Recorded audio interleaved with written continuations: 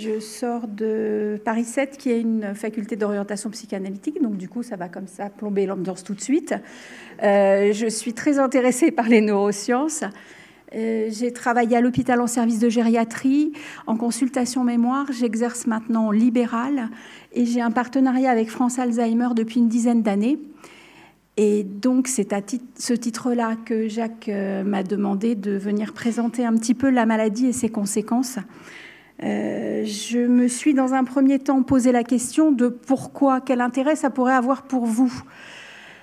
Donc c'est par cet angle-là que j'ai construit un petit peu cette brève présentation. Alors je ne sais pas quel va être l'intérêt pour vous. Pour nous, il est certain, puisque j'ai eu la chance de voir travailler Jacques, qui est venu bénévolement sur un café mémoire que j'anime une fois par mois. Et donc, il proposait une pratique de shiatsu aux familles et aux malades qui participaient à ce café mémoire. Et donc, malheureusement pour nous, il ne peut plus être disponible, mais on me demande toujours si le monsieur qui fait du shiatsu sera là ou quand est-ce qu'il revient. Donc, si certains sont intéressés pour venir expérimenter, la porte est ouverte. En tout cas, vraiment, moi, j'ai pu voir les bénéfices de la pratique sur les aidants et les malades. Vous pouvez peut-être imaginer que votre pratique est orientée plutôt vers des enfants, des adolescents ou de jeunes adultes. Et donc, quel intérêt il y aurait à connaître la maladie d'Alzheimer? Mais je vais vous expliquer ça avec donc, ce premier chiffre. 1 300 000 malades en France. Je vois quelqu'un qui commence à faire oui, ça fait beaucoup de personnes. Donc, ces malades, la répartition par âge est celle-ci. Bien évidemment, c'est une pathologie qui touche principalement les personnes âgées, puisque c'est une pathologie qui est liée à l'âge. Pour autant, il y a quand même un certain nombre de ce qu'on appelle, nous, des malades jeunes, qui vont commencer à être frappés de façon symptomatique par la maladie aux environs de 40 ans. Ce qui est extrêmement jeune, et cette maladie va les impacter eux et va impacter aussi, bien évidemment, leur entourage. L'entourage, on y arrive tout de suite. Donc, ça veut dire qu'on arrive rapidement à 3 millions d'aidants, comprenant conjoints, enfants, petits-enfants, impactés par les conséquences. Je vais expliquer ça tout à l'heure. La maladie d'Alzheimer est souvent associée à une maladie de la mémoire. La mémoire, on vous a expliqué un petit peu tout à l'heure ce que le cerveau pouvait faire. Donc, en fait, c'est un grand raccourci, maladie de la mémoire. Il faut savoir que donc, c'est la 4e cause de mortalité en France. C'est énorme. Et là, je finis de plomber l'intervention s'il en était besoin. 40% des aidants familiaux meurent avant les aidés. Pourquoi? Parce que, donc je vois tout le monde qui, voilà. Pourquoi? Parce que ils vont petit à petit venir en aide à un proche et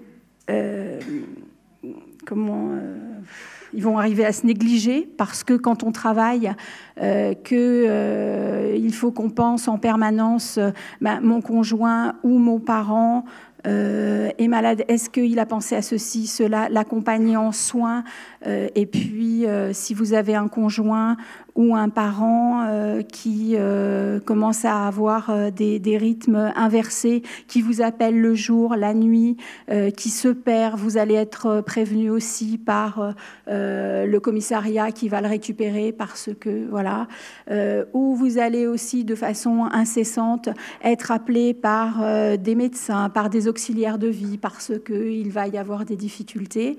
Eh bien, vous imaginez bien les répercussions que ça va avoir au quotidien. Et puis, si finalement, le jour où l'aide ménagère appelle en disant écoutez, je suis désolée, votre maman n'est pas là, qu'est-ce que je fais? Si vous, ce jour-là, alors si vous aviez une réunion très importante, forcément, vous allez être moins disponible pour votre réunion.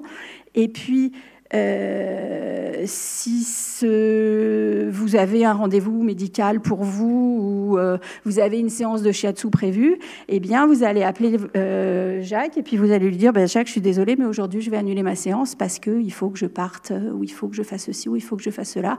Et puis, avant que vous retrouviez un créneau, eh bien, et petit à petit, comme ça, tout ça va se dégrader. Donc, l'intitulé, donc, c'est maladie Alzheimer ou maladie apparentée. Je ne vais pas non plus tout détailler, ce serait déjà extrêmement fastidieux.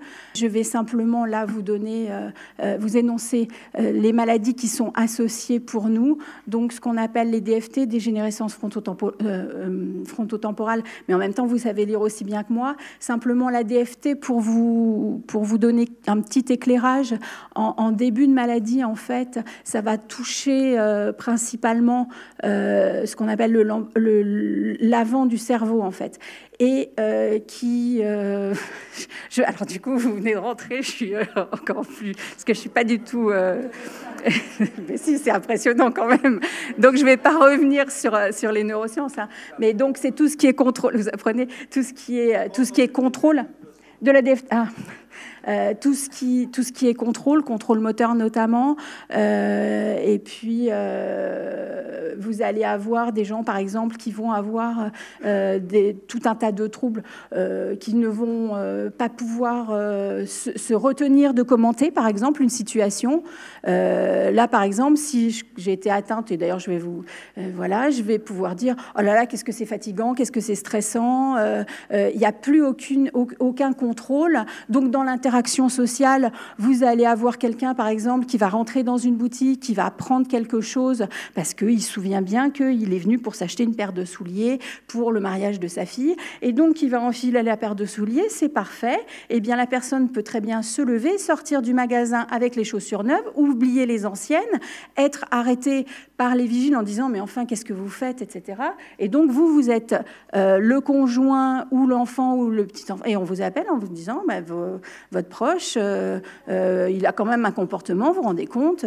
Donc, voilà ce que peut amener ce type de trouble en début de maladie. Maladie à corps de Lévy, ça va toucher d'autres zones du cerveau, d'autres parties. Là, on va avoir, par exemple, en début de maladie, beaucoup d'hallucinations.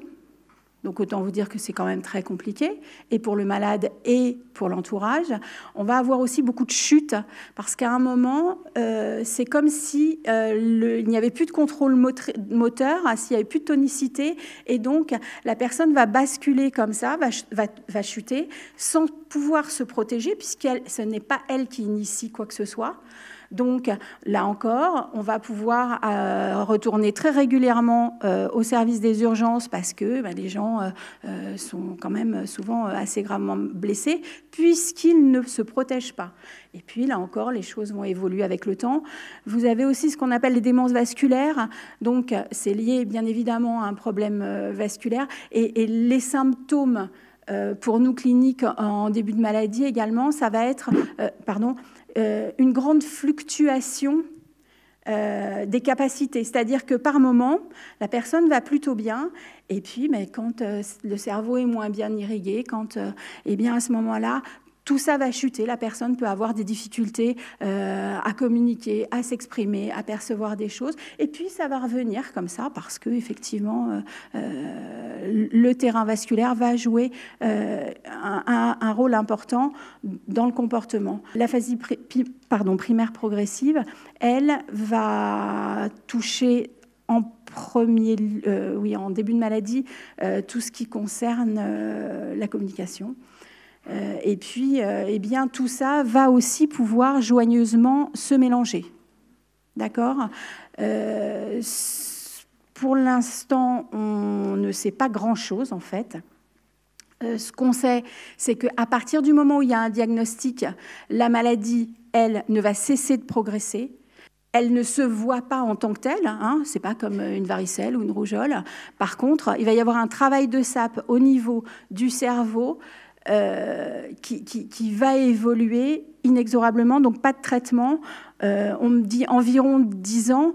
Le problème, c'est que quand on a suffisamment d'éléments pour poser un diagnostic aujourd'hui, que ce soit avec l'imagerie et avec les tests neuropsy, en fait, la maladie, elle, est déjà présente depuis au moins une dizaine d'années. Et puis après, on ne meurt pas de cette maladie, mais les choses vont continuer à péricliter, à se dégrader, mais ça peut durer très longtemps. Donc au début, on a quelques petits troubles, et puis la maladie va progresser, va détruire des choses au fur et à mesure dans le cerveau.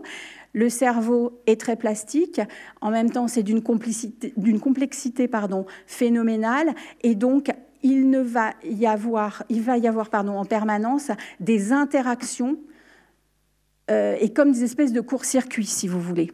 D'accord ? Et ça va avancer de plus en plus et amener une perte d'autonomie de plus en plus importante qu'il va falloir compenser.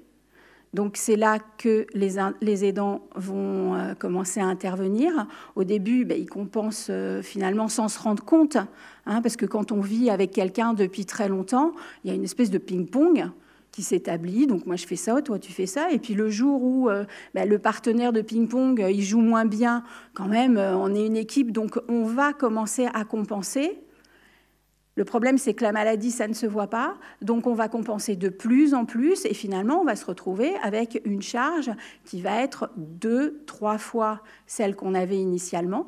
D'accord ? Je vous ai dit, c'est une pathologie qui est liée à l'âge, mais ça veut dire que le conjoint ou les enfants, eux aussi, le temps avance et ils fatiguent et ils vieillissent, et ils sont peut-être un petit peu moins performants. C'est ce que disait monsieur tout à l'heure, il y a des choses au niveau de la plasticité, je crois, hein, qui fonctionnent moins bien.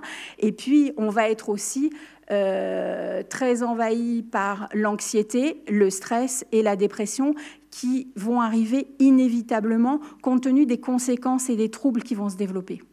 Et donc, je pense que là, vous pouvez vous aussi intervenir. Et quand vous êtes sollicité, peut-être que vous pouvez poser la question, est-ce que dans votre entourage, il y a quelqu'un qui souffre de ce genre de pathologie, hein, maladie d'Alzheimer ou maladie apparentée, parce que ça peut aussi peut-être vous donner quelques explications sur l'épuisement de la personne, du proche que vous avez. Donc ça, je l'ai déjà dit, effectivement, on ne meurt pas directement de la maladie, mais on meurt des conséquences de la maladie, puisque le cerveau, c'est un peu comme une espèce de tour de contrôle, en fait. Hein. Et donc, c'est la tour de contrôle, le chef d'orchestre. Et donc, comme toutes les fonctions, petit à petit, vont être altérées, eh bien, tout va commencer à moins bien fonctionner. Des choses très évidentes, effectivement, comme le langage, la mémoire, l'attention, mais également, sur un plan physiologique, c'est encore moins bien ma partie, mais sur l'assimilation des vitamines, sur tout ce qui est métabolisme. Bien évidemment, là aussi, ça va avoir des répercussions, les inversions jour-nuit, une multitude de choses vont être impactées. Et en fait, de l'extérieur, ça ne se voit pas encore une fois. Alors, on va voir hein, la personne qui se dégrade, qui va commencer à se replier, qui va refuser parfois les interactions, alors qui va commencer aussi à oublier les choses. On va dire, oui, quand même, il ne fait pas beaucoup d'efforts. On lui avait bien dit que ce jour-là, on avait rendez-vous à tel endroit, à telle heure. Donc, au début, ça va passer comme ça, de façon complètement anodine. Et puis, on va dire, il fait sa mauvaise tête. Oui, je te l'avais bien dit. Et en fait, non. Une fois que le diagnostic tombe, on se rend compte qu'en fait, ça n'est que les conséquences de la maladie. Encore une fois, c'est très facile de l'expliquer en théorie. En pratique, c'est tout à fait différent. Il se trouve que je suis donc psychologue clinicienne, que je connais un petit peu ce domaine, que je suis aussi famille de malades. Je peux vous dire que la théorie m'aide, mais qu'au quotidien, je reste une fille, une petite fille de malade, et que ça vous impacte de la même façon. Et que j'ai fait comme beaucoup, et toutes les familles qui ont la gentillesse de venir se confier. Parfois, je m'énerve, parfois, ça me rend triste, souvent, ça me déprime, ça me fatigue beaucoup. Mais la théorie, connaître quelques éléments concernant la maladie, ça peut aider à prendre un petit peu de distance et vous aider à comprendre ce que vous ressentez sûrement quand vous faites des séances avec les gens. Qu'en sait-on ? Donc, tout à l'heure, on parlait maladie, handicap, la susceptibilité, etc. Le problème, c'est que c'est une maladie, dit-on, on n'a pas de traitement.